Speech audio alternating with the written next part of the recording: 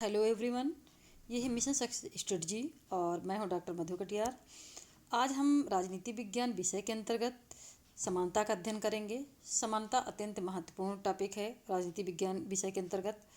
इसके अंतर्गत हम यह जानेंगे कि समानता का क्या अर्थ है, इसकी क्या प्रकृति है, इसके कौन कौन से आयाम हैं और समानता के कितने रूप हैं और समानता पर रूसों के क्या विचार हैं। तो आइए हम देखते हैं आज का टॉपिक समानता। साथियों, समानता का जो उल्लेख मिलता है वो अमेरिका के स्वतंत्रता घोषणा पत्र में और फ्रांस के घोषणा पत्र में इसका उल्लेख मिलता है। और अमेरिकी राष्ट्र के संस्थापकों ने 1776 में स्वतंत्रता का घोषणा पत्र जारी किया, जिसमें कहा गया कि सभी लोग जन्म से समान हैं और उनके निर्माता ने उन्हें कुछ ऐसे अधिकारों से युक्त किया है जिन्हें छीना नहीं जा सकता है। इसी प्रकार फ्रांस की राष्ट्रीय असेंबली ने 1789 में व्यक्ति एवं नागरिकों के अधिकारों की घोषणा पारित किया, जिसमें कहा गया कि मर्यादा और अधिकार में सभी लोग जन्म से समान हैं। तो इस प्रकार जो स्वतंत्रता समानता है, इसका जो है अमेरिका के घोषणा पत्र में और फ्रांस के स्वतंत्रता घोषणा पत्र में इसका समर्थन किया गया था। आइए जानते हैं साथियों कि समानता का क्या अर्थ है, क्या इसकी प्रकृति है।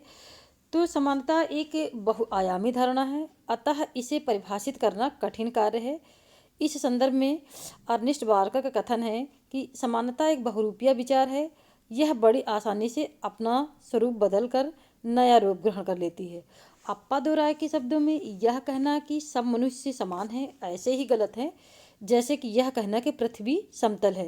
साथियों, हम जानते हैं कि समानता पूर्ण समानता नहीं हो सकती है, इसलिए हम पूर्ण समानता की बात नहीं करते हैं बल्कि सापेक्षिक समानता की बात करते हैं। यह कम से कम हमारा यह तात्पर्य होता है कि सभी व्यक्ति को राज्य की ओर से सभी सुविधाएं समान रूप से प्राप्त हों ताकि वो अपने जीवन का विकास कर सके।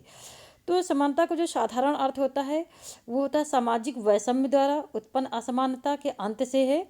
इसका तात्पर्य है कि राज्य सभी व्यक्तियों को व्यक्तित्व के विकास के समान अवसर दे ताकि किसी भी व्यक्ति को यह कहने का अवसर न मिले कि यदि उसे यथेष्ट सुविधाएं प्राप्त होती तो वह भी अपने जीवन का विकास कर सकता था।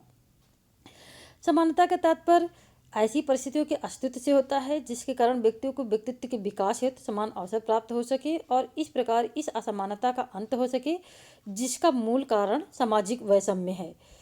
तो आइए हम देखते हैं कि समानता की अवधारणा का प्रारंभ कहाँ से हुआ और किस युग में इसकी क्या विशेषता रही है।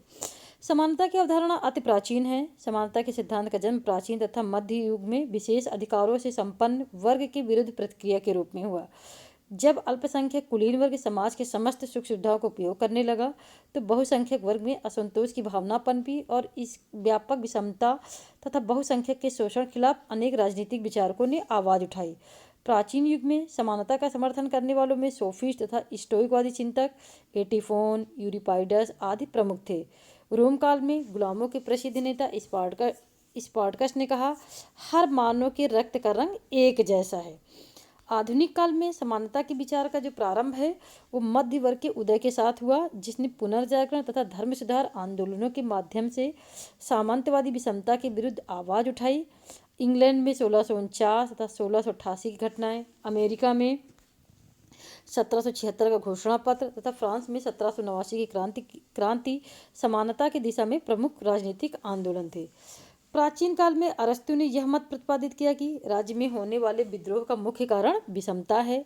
लेनिन के अनुसार जब तक एक वर्ग का दूसरे वर्ग द्वारा शोषण किए जाने की सारी संभावनाएं बिल्कुल नष्ट नहीं कर दी जाती हैं, तब तक वास्तविक व सही समानता नहीं हो सकती है। बार्कर ने अपनी पुस्तक principles of social and political theory में लिखा है, समानता का अभिप्राय है कि अधिकारों के रूप में मुझे जो भी स्थितियाँ उपलब्ध कराई जाएं वे अन्य लोगों को वैसे ही कराई जाएं और यह कि जो अन्य लोगों को उपलब्ध कराया जाए वे मुझे भी मिले। तो बार्कर का यहाँ सीधा सा कहना था कि समानता से तात्पर्य यह है कि मुझे जो स्थितियाँ प्राप्त हुए वो दूसरों को भी प्राप्त होनी चाहिए और जो दूसरों को मिले हैं अधिकार वो मुझे भी मिलने चाहिए। अरस्तु की दृष्टि में समानता का अर्थ आनुपातिक समानता की अवधारणा के रूप में था, जिसका अर्थ है समकक्ष के मध्य समानता। प्लेटो तथा अरस्तु ने समानता का विरोध किया। इन लोगों ने दास वर्ग की पैरवी कर समाज का विभाजन किया तथा व्यक्तियों को शारीरिक क्षमता, नैतिक गुण तथा विवेक के आधार पर भिन्न भिन्न बताया। पेराक्लीस, सोफिस्ट, एंटीफोन, लैकोफोन, यूरिपाइडस तथा स्टोइक ने समानता का समर्थन किया।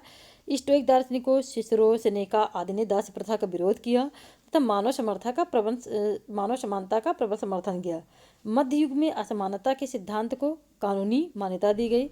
जन्म से असमानता का नियम स्वीकार किया गया। समाज में 3 वर्ग व्याप्त थे। पहले 2 वर्ग पोपशाही एवं कुलीन वर्ग जो है सत्ता के अधिकारी थे। तीसरा वर्ग इन दोनों वर्गों पर आश्रित था।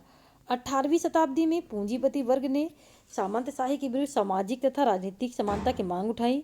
इन्होंने समानता से अर्थ विशेष कानूनी सुविधाओं का अंत करके प्रत्येक व्यक्ति हेतु समान कानून व अवसरों की उपलब्धता से लिया। लाक, रूसो, पेन व जेफरसन ने मनुष्य को प्राकृतिक रूप से समान घोषित किया। लाक के अनुसार राजनीतिक सत्ता को उचित रूप में समझने के लिए तथा इसके मौलिक रूप को जानने के लिए हमें यह देखना चाहिए कि प्राकृतिक रूप में व्यक्ति किस अवस्था में थे। प्राकृतिक अवस्था में व्यक्ति को कार्य करने की पूर्ण स्वतंत्रता थी। यह स्थिति समानता की स्थिति थी। समस्त शक्ति व अधिकार परस्पर संबंधित थे, जिसमें किसी को दूसरे से कुछ अधिक प्राप्त नहीं था। रूसो ने अपनी कृति discourses on the origin of inequality में समानता की जोरदार सिफारिश की और असमानता को संपत्ति तथा सभ्यता के साथ जोड़ा। 1776 में अमेरिकी घोषणा पत्र में यह मत प्रतिपादित किया गया कि हम इस सत्य को स्वतः स्वीकार करते हैं कि सब मनुष्य समान हैं। उदारवादी कान डोरसेट ने समानता के अर्थ की व्याख्या फ्रांसीसी क्रांति के बाद की। समानता के उदारवादी दृष्टिकोण का प्रतिनिधित्व लास्की ने किया। लास्की के अनुसार समानता मूल रूप में समानीकरण की एक प्रक्रिया है, इसलिए प्रथमतः समानता का आशय विशेषाधिकार के अभाव से है। द्वितीय रूप में इसका आशय यह है कि सभी व्यक्तियों को विकास हेतु पर्याप्त अवसर प्राप्त होने चाहिए। उनके अनुसार जब तक मनुष्य अपनी अपेक्षा योग्यता तथा आवश्यकता में असमान है, व्यवहार की असमानता असंभव है। लास्की के अनुसार समानता से तात्पर्य है व्यक्तित्व के विकासार्थ जिन सुविधाओं की आवश्यकता होती है वो सभी को बिना किसी भेदभाव के निष्पक्षतापूर्वक समाज तथा राज्य द्वारा प्रदान किया जाए। समाज में कोई विशेष वर्ग तथा व्यक्ति समूह राज्य की शक्ति को अपने ही हित साधनार्थ प्रयत्न करे। लास्की ने जो परिभाषा दी है उसके अनुसार यह है कि समाज में यह है कि कोई भी वर्ग विशेषाधिकारों से युक्त न हो। दूसरा यह है कि सभी व्यक्तियों को विकास हेतु पर्याप्त अवसर प्रदान किए जाने चाहिए। फ्रेंच क्रांतिकारी बेवूफ ने आर्थिक समानता की व्याख्या कर आर्थिक आधार पर समाज की स्थापना पर बल दिया। समानता के मार्क्सवादी दृष्टिकोण के अनुसार मार्क्सवादी दर्शन का एकमात्र उद्देश्य है असमानता के कारकों, विशेषाधिकारों तथा परिस्थिति संबंधित अंतरों को स्पष्ट एवं नष्ट करना। उक्त उद्देश्यों के बावजूद मार्क्स ने सर्वांगीण तथा पूर्ण समानता का समर्थन नहीं किया और न ही मार्क्स और एंगल्स ने समानता पर स्पष्ट विचार व्यक्त किया। मार्क्सवादी पूंजीवादी समाज में व्याप्त आर्थिक असमानता को समाप्त करके वर्गहीन व राज्यहीन समाज की स्थापना करना चाहते थे। इस समाज में सामाजिक आर्थिक समानता है सुप्रसिद्ध साम्यवादी नारा था। प्रत्येक को उसकी क्षमता के अनुसार, प्रत्येक को उसकी आवश्यकता के अनुसार। तो इस प्रकार अगर हम देखें तो समानता का जो सामान्य आशय यह है कि समाज में कोई विशेषाधिकार युक्त वर्ग नहीं होना चाहिए। दूसरा, राज्य द्वारा सभी व्यक्तियों के विकास हेतु पर्याप्त अवसर प्रदान किए जाने चाहिए। यहाँ पर समानता का आत्म 2 तरीके से है। पहला तो प्राकृतिक समानता और दूसरी जो है समाज द्वारा उत्पन्न विभिन्न परिस्थितियों के दृष्टिगत या वैषम्य द्वारा उत्पन्न असमानता की बात। तो साथियों, प्राकृतिक समानता की बात में एक बात स्पष्ट होती है कि प्रकृति ने सबको समान नहीं बनाया, इसलिए प्राकृतिक रूप से सभी व्यक्तियों को समान नहीं समझा जा सकता है। लेकिन जिन परिस्थितियों के कारण, सामाजिक स्थितियों के कारण, पद और प्रतिष्ठा के कारण असमानता उत्पन्न हुई है, इसका निराकरण किया जा सकता है क्योंकि इसे मनुष्य ने बनाया है और मनुष्य द्वारा इसका निराकरण संभव है। आइए जानते हैं कि समानता के कौन कौन से आयाम हैं। तो साथियों, समानता के 4 आयाम हैं। प्राकृतिक समानता, कानूनिक समानता, राजनीतिक समानता, सामाजिक आर्थिक समानता। पहला है प्राकृतिक समानता। प्राकृतिक समानता से क्या तात्पर्य है? प्राकृतिक समानता से तात्पर्य यह है कि मनुष्य जन्म से समान होता है, अर्थात प्रकृति ने सभी को समान बनाया है। तो अगर देखा जाए तो ये बात सही है कि हर व्यक्ति को ईश्वर ने एक जैसा ही बनाया है। सबके 2 हाथ हैं, 2 पैर हैं, नाक है, आँख है, कान है और सभी को सोचने समझने की शक्ति दी है। तो इस आधार पर अगर देखें तो प्रकृति ने सबको समान समझा है और प्रकृति ने किसी के साथ कोई भेदभाव नहीं किया है। असमानता कृत्रिम है और समाज की देन है। Polybius, Cicero, Thomas Hobbes, John Locke, Rousseau, Marx आदि विचारकों ने प्राकृतिक समानता का समर्थन किया है। कोल के शब्दों में मनुष्य शारीरिक बल, पराक्रम, मानसिक योग्यता, सृजनात्मक शक्ति, समाज सेवा की भावना और संभवतः सबसे अधिक कल्पना शक्ति में एक दूसरे से मूलतः भिन्न है। नागरिक समानता अथवा कानूनी समानता। आइए जानते हैं कि नागरिक समानता क्या है। देखिए, नागरिक समानता या कानूनी समानता से तात्पर्य होता है कि कानून के समक्ष व्यक्तियों की क्या स्थिति होगी या राज्य द्वारा बनाए गए कानूनों के समक्ष प्रत्येक व्यक्ति के साथ किस प्रकार का व्यवहार होगा। तो यहाँ पे ये माना जाता है कि नागरिक समानता से प्राय 2 अर्थ रहते हैं। एक तो कानून के समक्ष समानता और दूसरा कानून का समान संरक्षण। पहले के अंतर्गत ये होता है कि राज्य के कानूनों की दृष्टि में समस्त मनुष्य समान हो। द्वितीय का अर्थ यह होता है कि राज्य के कानून द्वारा दंड या सुविधा प्रदान करने में व्यक्ति में कोई भेदभाव नहीं किया जाएगा। अर्थात अगर अपराध किया गया है तो चाहे वो राष्ट्रपति हो चाहे साधारण मनुष्य, दोनों के साथ समान व्यवहार किया जाएगा। यानी किसी व्यक्ति विशेष के लिए अलग से कानून नहीं बनाए जाएंगे। एक ही कानून के अंतर्गत सभी व्यक्ति आएंगे और सभी उसी के अंतर्गत शासित होंगे। और भारतीय संविधान में भी कानून के समक्ष समानता प्रदान की गई है। डायसी के अनुसार कानून के समक्ष समानता का वर्णन इस प्रकार है। हमारे देश में प्रत्येक अधिकारी, चाहे वह प्रधानमंत्री हो अथवा पुलिस का सिपाही अथवा कर वसूलने वाला, गैर कानूनी कार्यों के लिए उतना ही दोषी माना जाएगा जितना कि एक साधारण नागरिक। रूसो ने अपनी पुस्तक सोशल कॉन्ट्रैक्ट नामक पुस्तक में लिखा था कि सभी नागरिकों को कानूनी समानता प्रदान करना नागरिक समाज की प्रमुख विशेषता है। J.R. ल्यूकास ने अपनी पुस्तक प्रिंसिपल ऑफ पॉलिटिक्स में कानून के समक्ष समानता की बहुत सटीक परिभाषा दी। इनकी अति सुंदर परिभाषा है। इन्होंने कहा कि कानून के समक्ष समानता यह विश्वास नहीं दिलाती कि कानून सबके साथ समान बर्ताव करेगा।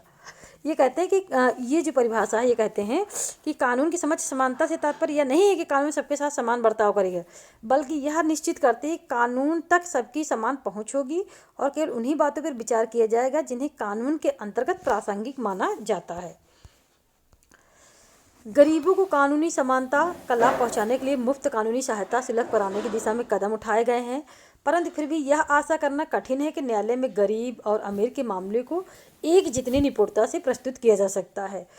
कानून द्वारा तो सभी व्यक्तियों को जो है समान न्याय देने की बात कही जाती है, लेकिन एक गरीब और एक अमीर व्यक्ति में अंतर आ जाता है। ल्यूकास ने इसके विषय में चेतावनी भी दी थी। उनका कहना था, यदि न्यायालय में एक पक्ष का मामला ढीले ढाले ढंग से पेश किया जाता है और दूसरे का मामला पैसे के बल पर सबसे बढ़िया वकील की सेवाएं प्राप्त करके बहुत ही शानदार ढंग से पेश किया जाता है, तो इससे न्याय के उद्देश्य की सिद्धि नहीं होती। ये बात सही है कि एक जो पैसे वाला व्यक्ति है और एक जो गरीब व्यक्ति है, दोनों के लिए न्याय की अलग अलग परिभाषाएं हो जाती हैं। सिद्धांत रूप में तो समानता का सिद्धांत लागू है, लेकिन व्यवहारता इसका फर्क पड़ता है। आइए जानते हैं राजनीतिक समानता। राजनीतिक समानता का अर्थ है कि नागरिकों के राजनीतिक अधिकारों की समानता, जिसका अभिप्राय है निर्णय संस्थाओं में समानता के आधार पर प्रतिनिधित्व का अधिकार, अर्थात एक व्यक्ति एक वोट के नियम का पालन। इसमें यह विचार भी निहित है कि किसी व्यक्ति को जन्म, लिंग या धर्म के आधार पर राजनीतिक पद प्राप्त करने से नहीं रोका जाएगा। मतलब यह है कि समाज में कोई भी ऐसा विशेषाधिकार युक्त वर्ग नहीं होगा जिसे शासन का अनन्य अधिकार हो। शासक भी समाज में किसी समूह या व्यक्ति विशेष की इच्छा या हितों को विशेष महत्व नहीं देंगे। राजनीतिक समानता का सिद्धांत इस विश्वास पर टिका है कि मनुष्य स्वयं एक विवेकशील प्राणी है और वह राजनीतिक सूझबूझ रखता है, चाहे भिन्न भिन्न मनुष्यों के बाहुबल, बुद्धिबल, शिक्षा या संपदा में कितना ही अंतर क्यों ना हो। इसके साथ यह मान्यता भी जुड़ी है कि जब सब मनुष्यों को समान राजनीतिक अधिकार प्राप्त होंगे तब वे सर्वहित को सर्वोत्तम अभिव्यक्ति प्रदान कर सकेंगे और नीति निर्माताओं को सर्वहित के अनुरूप सार्वजनिक नीति बनाने के लिए प्रेरित तथा विवश कर सकेंगे। राजनीतिक समानता की मांग कानूनी समानता की मांग के साथ शुरू हुई। शुरू में इन दोनों में कोई फर्क नहीं था। D.D. रफील ने अपनी पुस्तक प्रॉब्लम ऑफ पॉलिटिक फिलॉसफी, राजनीतिक दर्शन की समस्याएं 1976 के अंतर्गत लिखा है कि फ्रांसीसी क्रांतिकारी समानता की मांग करते समय उस तर्क शून्य विशेषाधिकार की समाप्ति की मांग कर रहे थे जिसके अंतर्गत राजनीतिक अधिकार धनवान और कुलीन वर्ग तक सीमित थे। राजनीतिक समानता का आरंभ एक प्रगतिशील विचार के रूप में हुआ। इसका परिणाम पश्चिमी जगत में लोकतंत्र की स्थापना के रूप में आया। 19वीं शताब्दी की पूर्वार्ध में फ्रांसीसी लेखक अलेक्सी द टॉकविल ने डेमोक्रेसी इन अमेरिका यानी कि अमेरिका में लोकतंत्र 1835 के अंतर्गत लिखा कि राजनीतिक समानता और आर्थिक विषमता में जो भी विसंगति हैं उसे लोकतंत्री समाज अनिश्चित काल तक स्वीकार नहीं करेंगे। अतः उसने यह मत प्रकट किया कि लोकतंत्र ही विश्व क्रांति के पहले दौर का रूप राजनीतिक रहा, परंतु वह अनिवार्यता दूसरे दौर को जन्म देगा जिसका स्वरूप मुख्यतः सामाजिक और आर्थिक होगा। उसने यह भविष्यवाणी की कि राजनीतिक संघर्ष के दौर के बाद जल्द ही धनवान और निर्धन वर्गों के बीच का दौर आएगा। उसने लिखा कि कामगार वर्ग राजनीतिक प्रश्न से हटकर राजनीतिक प्रश्नों की ओर ध्यान देने लगा है और यह लोग ऐसे मत और विचार बना रहे हैं जो समाज से आर्थिक विषमता को मिटाकर छोड़ेंगे। इस तरह टॉकविल ने अपने चिंतन में समाजवादी सिद्धांत के विकास का पूर्व संकेत दे दिया जिसका मुख्य सरोकार सामाजिक आर्थिक समानता की समस्या से था। सामाजिक आर्थिक समानता। सामाजिक आर्थिक समानता के विचार में समानता के सामाजिक और आर्थिक पक्ष एक दूसरे के साथ गुथे हुए हैं क्योंकि इन दोनों में निकट का संबंध पाया जाता है। देखा जाए तो कानूनी समानता और राजनीतिक समानता अपने मूल रूप में औपचारिक समानता की सूचक रही है जिसे भेदभाव के अभाव के रूप में व्यक्त कर सकते हैं, परंतु सामाजिक और आर्थिक समानता तात्विक समानता की मांग करती है जो सामाजिक परिवर्तन की प्रेरणा शक्ति है। कानूनी राजनीतिक समानता का विचार आरंभिक उदारवाद का नारा था। सामाजिक आर्थिक समानता का विचार समाजवाद के लक्ष्य के रूप में प्रस्तुत किया गया। यह महत्वपूर्ण है कि कानूनी राजनीतिक समानता की मांग एक नए मध्य वर्ग अर्थात उद्योग व्यापार के संचालक वर्ग के अधिकारों पर बल देने के लिए प्रस्तुत की गई। सामाजिक आर्थिक समानता की मांग कामगार वर्ग के अधिकारों पर बल देने के लिए उठाई गई। सामाजिक आर्थिक समानता यह मांग करती है कि जीवन को सुखमय, सम्मानपूर्ण और उन्नत बनाने के साधन निर्धन और वंचित वर्गों को भी सुलभ कराया जाए, उनकी व्यवस्था उनके शोषण का कारण न बन जाए। सामाजिक आर्थिक समानता के विचार ने ही आधुनिक राज्य को कल्याणकारी राज्य में परिणत कर दिया है। कल्याणकारी राज्य धनवान वर्गों पर भारी कर लगाकर उनसे ऐसी सामाजिक सेवाओं की व्यवस्था करता है जिनका लाभ मुख्यतः निर्धन वर्गों को प्राप्त हो सके। राज्य की ओर से जनसाधारण के लिए शिक्षा, स्वास्थ्य, रोजगार, विश्राम स्थलों तथा सस्ते परिवहन, अनाज, ईंधन इत्यादि की व्यवस्था सामाजिक आर्थिक समानता की दिशा में कुछ प्रयत्न है। उद्योगों में काम की परिस्थितियों का विनियमन, न्यूनतम मजदूरी, कामगार मुआवजा, वृद्धावस्था पेंशनें सामाजिक आर्थिक समानता को बढ़ावा देती हैं। सामाजिक समानता से तात्पर्य यह भी है कि समाज में लिंग, धर्म, जाति, वर्ण आदि के आधार पर कोई भेदभाव नहीं होगा, छुआछूत या अस्पृश्यता जैसी चीज़ें नहीं होगी और समाज में सभी व्यक्तियों को एक समान अधिकार प्राप्त होगा। आर्थिक समानता से तात्पर्य यह भी होता है कि व्यक्ति को अपनी जीविका कमाने के लिए जो है स्वतंत्र होगा और दूसरा जो है राज्य द्वारा सभी व्यक्तियों को समान अवसर उपलब्ध कराए जाएंगे ताकि वो अपनी आजीविका के लिए प्रयत्न कर सके। संक्षेप में सामाजिक आर्थिक समानता बाजार व्यवस्था से पैदा होने वाले संतुलन को सुधारने का साधन है। आइए देखते हैं आर्थिक समानता से संबंधित कुछ महत्वपूर्ण कोटेशन जो परीक्षाओं में बहुत पूछा जाता है। लास्की के अनुसार आर्थिक समानता को सभी प्रकार की समानताओं का मूल माना है। उनके अनुसार कुछ लोगों के पास प्रचुर मात्रा में धन होने के पहले सबकी आवश्यकताएं अच्छी तरीके से पूरी हो जाएं। ब्राइस के अनुसार आर्थिक समानता का यह अर्थ है कि धनवान और निर्धन के अंतर को समाप्त कर दिया जाए और प्रत्येक स्त्री पुरुष को सांसारिक भौतिक पदार्थ समान रूप से प्राप्त हो। मैथ्यू अर्नाल्ड का कहना है कि असमानता धनिक वर्ग को वैभव देती है, मध्यम वर्ग को बुरा बनाती है तथा निम्न वर्ग को असभ्य या बर्बर बनाती है। देखिए मैथ्यू अर्नाल्ड का जो मूल्यांकन अत्यंत सही है। वो कहते हैं कि जो असमानता होती है वो धनिक वर्ग को वैभव देती है और मध्यम वर्ग को बुरा बनाती है और निम्न वर्ग को असभ्य बर्बर बनाती है। रूसो ने अपने ग्रंथ सोशल कॉन्ट्रैक्ट में ठीक ही लिखा है, सरकार की नीति ऐसी होनी चाहिए न तो अमीरों की संख्या बढ़ने दे और न गरीबों की, क्योंकि इससे क्रांति होने का भय होता है। आइए देखते हैं समानता पर रूसो के विचार। रूसो ने अपनी प्रसिद्ध कृति discourses on the origin of inequality यानी विषमता की उत्पत्ति पर एक वार्ता 1755 के अंतर्गत मनुष्य में दो प्रकार की विषमता में अंतर किया है। एक तो है प्राकृतिक विषमता और दूसरी परंपरागत विषमता। साथियों प्राकृतिक विषमता होती है कि प्राकृतिक विषमता वस्तु स्थिति का वर्णन देती है, जैसे कि मनुष्य में आयु, स्वास्थ्य, सौंदर्य, बाहुबल, बुद्धिबल इत्यादि में पाई जाने वाली भिन्नताएं हैं। ये भिन्नताएं प्राकृतिक व्यवस्था की देन है और ये प्रायः अटल या अपरिवर्तनीय है। इन्हें मनुष्य ने ना तो स्वयं बनाया है, ना ही वो इसमें कोई फेरबदल कर सकता है। साथियों, जैसे जानते हैं कि जो प्रकृति ने अगर जो चीज़ बनाई है उसमें हम कोई फेरबदल नहीं कर सकते, ये अटल है। अतः प्राकृतिक विषमता को स्वीकार किया जाना चाहिए।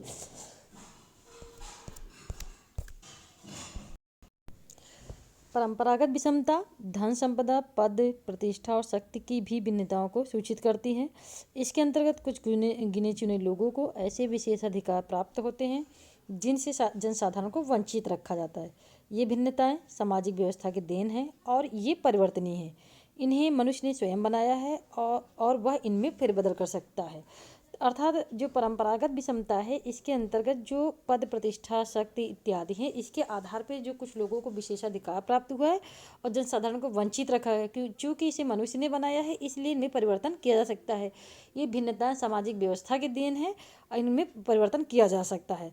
रूसो ने प्राकृतिक विषमता और परंपरागत विषमता में अंतर करते हुए जो तर्क दिया है, वह आज के दौर में और युग में और भी आगे बढ़ा सकते हैं। टेक्नोलॉजी के विकास के कारण अब धीरे धीरे ये चीज़ें और बढ़ रही हैं। धनवान और अधिक धनी होता जा रहा है और गरीब होता जा रहा है। रूसो के विचार से प्राकृतिक विषमता अधिकांशतः अटल, परंतु परंपरागत विषमता में बहुत हद तक परिवर्तन लाया जा सकता है। जॉन रीस के शब्दों में, जब सब लोग या कुछ लोग यह देखते हैं कि उनमें से कुछ बातें अन्यायपूर्ण हैं और उनमें परिवर्तन लाया जा सकता है, तभी समानता का आदर्श राजनीतिक जीवन की प्रेरणा शक्ति बन जाता है। तो ये थे समानता पर रूसो के विचार। अब आइए जानते हैं कि समानता के कौन कौन से रूप हैं। समानता के दो रूप हैं, नकारात्मक समानता और सकारात्मक समानता। साथियों, नकारात्मक समानता से तात्पर्य यह होता है कि किसी वर्ग विशेष को कोई विशेष पद इस विशेष जो है पद न प्राप्त हो तथा विकास की सुविधाएं उपलब्ध कराने में किसी प्रकार का विभेद न किया जाए। लास्की के अनुसार जो अधिकार अन्य किसी व्यक्ति को नागरिक होने के नाते प्राप्त हैं, वही अधिकार समान मात्रा में मुझे भी प्राप्त होने चाहिए। संक्षेप में, इन भिन्नताओं को स्वीकार करते हुए समानता का अर्थ उन विषमताओं को दूर करना है जो नैसर्गिक नहीं है और समान अवसर के अभाव में उत्पन्न हो गए हैं। सकारात्मक समानता क्या है कि सकारात्मक समानता से तात्पर्य यह है कि राज्य के सभी व्यक्तियों के अपने विकास के समान अवसर प्राप्त हों। प्राकृतिक असमानताओं को स्वीकार करते हुए सामाजिक विषमताओं को दूर करने का प्रयत्न किया जाए। समानता का वास्तविक रूप सकारात्मक है। लास्की के शब्दों में, सभी व्यक्तियों की प्राथमिक व अति महत्वपूर्ण मांगों की पूर्ति सर्वप्रथम की जाए। डी रफील के शब्दों में, समानता के सिद्धांत का तात्पर्य यह है कि सब लोगों को बराबर अधिकार है कि उनकी मूलभूत मानवीय आवश्यकताओं की संतुष्टि अवश्य हो। इसके अंतर्गत मानवीय क्षमताओं के विकास और उनके प्रयोग के अवसर भी आते रहें। तो साथियों, इस प्रकार हमने देखा कि समानता क्या है, समानता के विविध आयाम कौन कौन से हैं, समानता के संबंध में रूसो के विचार क्या हैं और समानता के रूप कौन कौन से हैं। हमारा ये वीडियो कैसे लगा हमें ज़रूर बताएं।